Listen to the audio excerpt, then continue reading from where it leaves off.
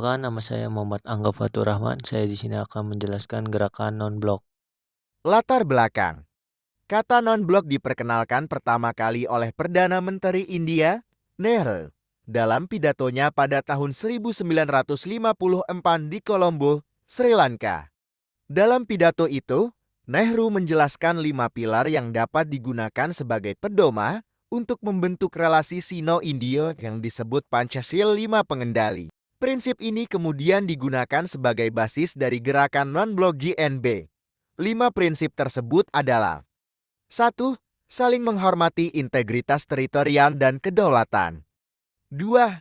Perjanjian non-agresi. 3. Tidak mengintervensi urusan dalam negeri negara lain. 4. Kesetaraan dan keuntungan bersama. 5. Menjaga perdamaian. Tujuan. Gerakan non-blok GNB memiliki tujuan ke dalam, yakni mengatur kerjasama di antara anggotanya, dan tujuan keluar, yaitu mengatur hubungan dengan dunia luar.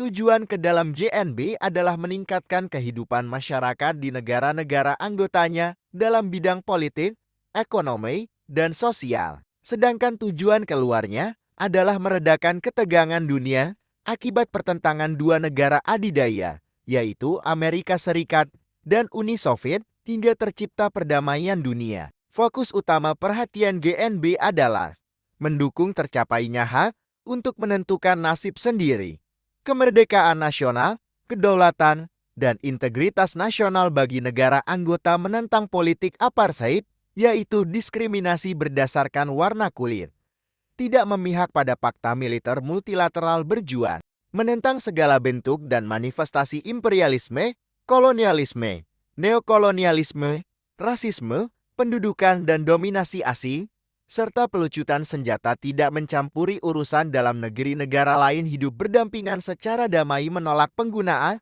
atau ancaman kekuatan dalam hubungan internasional, pembangunan ekonomi sosial, dan restrukturisasi sistem perekonomian internasional, melakukan kerjasama internasional berdasarkan persamaan hak. Peran Indonesia dalam GNB. Dalam GNB, Indonesia memiliki peranan strategis. Apa sajakah itu? Berikut beberapa di antaranya. Sebagai pelopor GNB, sudah disebutkan sebelumnya bahwa Indonesia turut andil dalam berdirinya gerakan ini. Bahkan Presiden Soekarno menjadi tokoh pendiri GNB bersama tokoh dunia. Menjadi tuan rumah KA dan KTT Konferensi Asia Afrika, KA merupakan cikal bakal lahirnya GNB. Pada saat itu, KA dilaksanakan di Bandung, Jawa Barat. Pada waktu itu, ada beberapa negara yang memilih untuk memihak dua blok dan menyatakan keinginannya untuk bersikap netral selain KAE. Indonesia juga pernah menjadi tuan rumah KTT GNB ke-10 yang diadakan di Jakarta pada 16 September tahun 1992. Memimpin GNB tak hanya menjadi tuan rumah, Indonesia juga pernah menjadi pemimpin GNB. Pada KTT GNB ke-10, Presiden Soeharto ditunjuk sebagai ketua gerakan non-blok. Sebagai pelopor GNB, sudahkan sebelumnya bahwa Indonesia turut andil dalam berdirinya gerakan ini. Bahkan Presiden Soekarno menjadi tokoh pendiri GNB bersama tokoh dunia lainnya.